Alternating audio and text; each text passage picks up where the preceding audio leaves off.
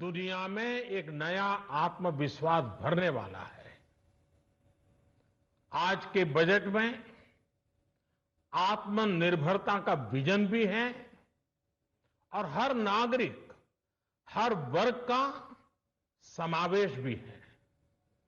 हम इस बजट में जिन सिद्धांतों को लेकर चले हैं वो हैं ग्रोथ के लिए नए अवसरों, नई संभावनाओं का विस्तार करना, युवाओं के लिए नए अवसरों का निर्माण करना, मानव संसाधन को एक नया आयाम देना, इंफ्रास्ट्रक्चर निर्माण के लिए नए नए क्षेत्रों को विकसित करना, आधुनिकता की तरफ आगे बढ़ना, नए सुधार लाना।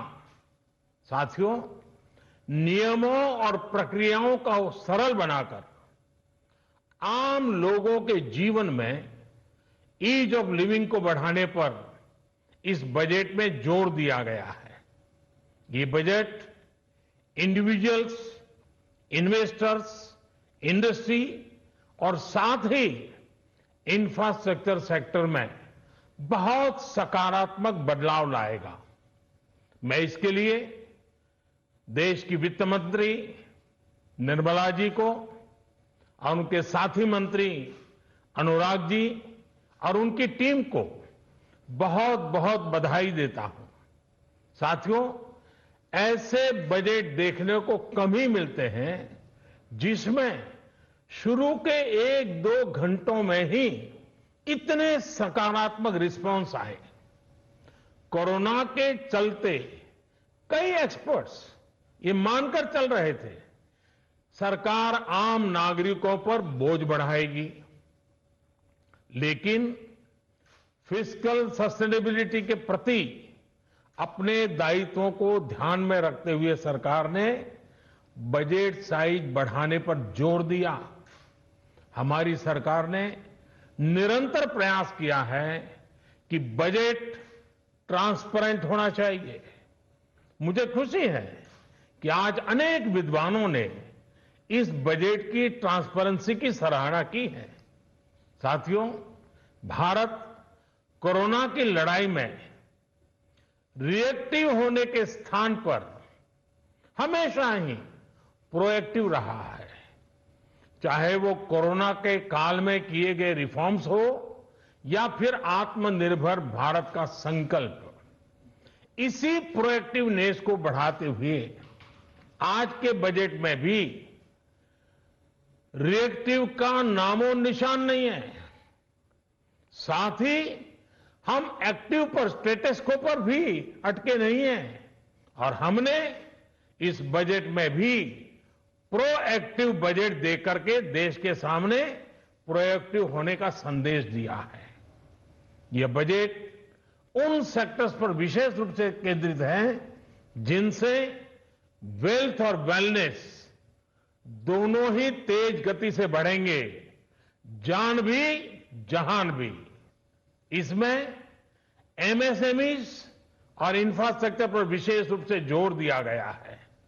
इसी तरह ये बजट जिस तरह से हेल्थ केयर पर केंद्रित है वो भी अभूतपूर्व है। ये बजट देश के हर क्षेत्र में विकास यानी ऑल राउंड डेवलपमेंट की बात करता रहता है। खास तौर पर मुझे खुशी है कि इस बजट में दक्षिण के हमारे राज्य, पूर्वोत्तर के हमारे राज्य और उत्तर में लेह लद्दाख जैसे क्षेत्रों में विकास पर विशेष ध्यान दिया है।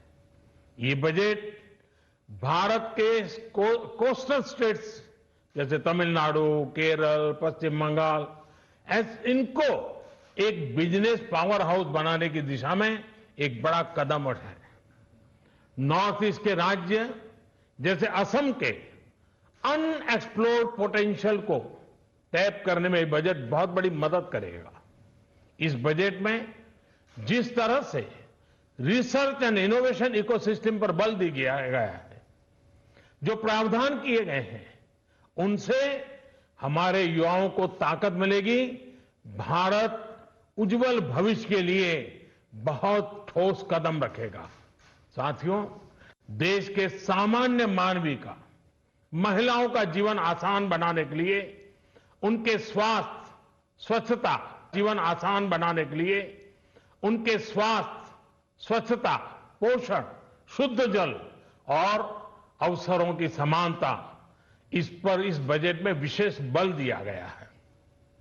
बजट में इंफ्रास्ट्रक्चर पर खर्च में अभूतपूर्व वृद्धि के साथ साथ कई व्यवस्थागत सुधार किए गए हैं, जिसका बहुत बड़ा फायदा देश में ग्रोथ और जॉब क्रिएशन, रोजगार के लिए बहुत लाभ होगा।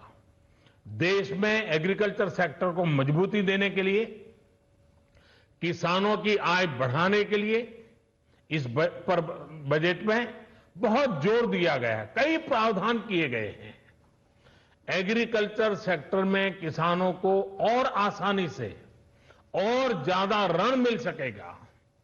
देश की मंडियों को यानी एपीएमसी को और मजबूत करने के लिए, सशक्त करने के लिए एग्रीकल्चर इंफ्रास्ट्रक्चर फंड से मदद का प्रावधान किया गया है।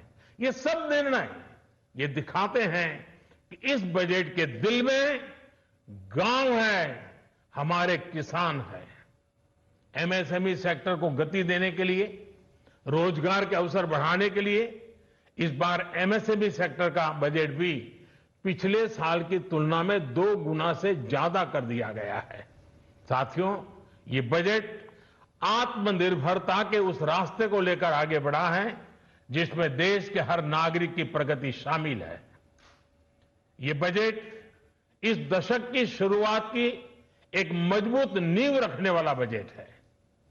सभी देशवासियों को आत्मनिर्भर भारत के इस महत्वपूर्ण बजट के लिए मैं बहुत बहुत शुभकामनाएं देता हूं। फिर से एक बार वित्त मंत्री जी और उनकी टीम को बहुत बहुत अभिनंदन करता हूं, धन्यवाद करता हूं।